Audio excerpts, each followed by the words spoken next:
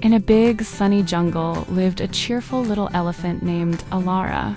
Her heart was as big as her floppy ears, and she loved to spread kindness wherever she went. One sunny morning, Alara saw a little monkey trying to reach a yummy banana high up in a tree.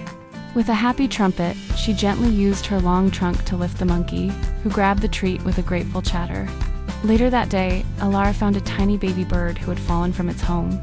Very carefully, she scooped up the little chick with her trunk and placed it safely back into its cozy nest, much to the mother bird's relief. By evening, all the jungle animals had heard about Alara's good deeds. They gathered around her, chirping, chattering, and roaring with joy. The jungle was a happier place because of one kind elephant.